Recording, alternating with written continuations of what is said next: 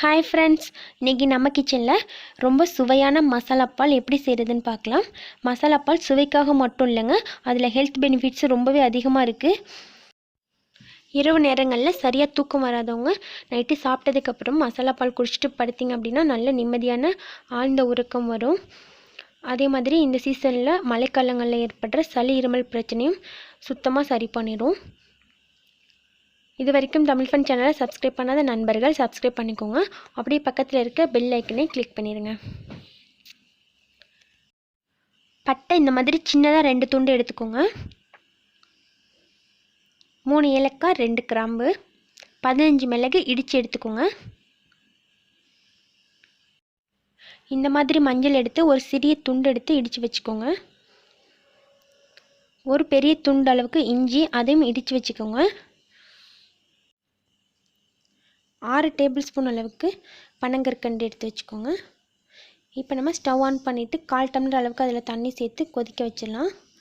தண்ணி கொதிக்கும் போது நம்ம எடுத்து வச்ச எல்லா மசாலா பொருட்களையும் அதில் சேர்த்துடலாம். சேர்த்துட்டு நல்லா கொதிச்சிட்ருக்கட்டும்.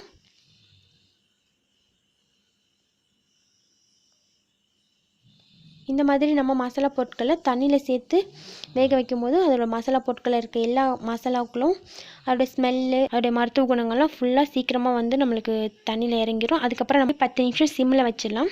சிம்மில் வச்சோம்னா நம்மளுக்கு மசாலா எல்லாமே நல்லா வெந்துடும். நம்ம பாலில் ஊற்றி வேக வைக்கிறதோட தண்ணியில் வேக வச்சோம் அப்படின்னா அதோடைய மருத்துவ குணங்கள்லாம் ஃபுல்லாக சீக்கிரமாக வந்து நம்மளுக்கு தண்ணியில் இறங்கிடும். அதுக்கப்புறம் நம்ம பால் சேர்த்து கொதிக்க வைக்கும்போது ரொம்பவே நல்லாயிருக்கும்.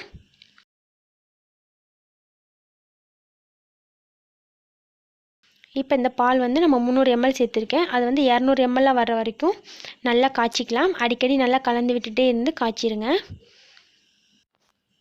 இந்த மசாலா பாலை வந்து நம்ம பெரியவங்கலேருந்து சின்னவங்க வரைக்கும் எல்லாருமே குடிக்கலாம். குழந்தைங்களுக்கு நம்ம 2 வயசுக்கு மேலே இருக்க குழந்தைங்களுக்கு தாராளமாக நம்ம இதே மாதிரி மெத்தட்லேயே செஞ்சு கொடுக்கலாம். கொஞ்சம் சின்ன குழந்தைங்களா இருந்தால் இதில் நம்ம சேர்த்துருக்க மசாலா பொருட்கள் இன்க்ரீடியன்ஸ் மட்டும் கொஞ்சம் கம்மி பண்ணிக்கலாம். இது வந்து குழந்தைங்களுக்கு இருக்க நெஞ்சு சளியெல்லாம் சுத்தமாக சரி பண்ணிடுங்க. இப்போ இதில் நம்ம சேர்த்துருக்கிற மிளகு, பனங்கற்கண்டு எல்லாமே வந்து சளிக்கான மருந்து தான்.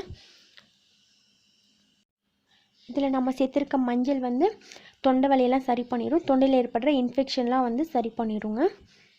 அதே மாதிரி பனங்கற்கண்டு வந்து வறட்டிருமல் இருக்கவங்களுக்கு ரொம்ப ரொம்ப நல்லது. இதில் நம்ம எல்லாமே சேர்த்து ஃபுல் அண்ட் ஃபுல் வந்து இந்த ஹெல்த்தியான மசாலா பாலாக செஞ்சுருக்கோம். இது வந்து டெய்லியும் வந்து இந்த சீசனில் வந்து டெய்லி நைட்டில் சாப்பிட்டதுக்கப்புறம் குடிச்சிட்டு வந்திங்கன்னா ரொம்ப ரொம்ப ஹெல்த்துக்கு நல்லது. இதே மெத்தடில் நீங்களும் மசாலா பால் செஞ்சு சாப்பிட்டுட்டு எப்படி இருந்துச்சுன்னு கமெண்ட் பண்ணுங்கள்.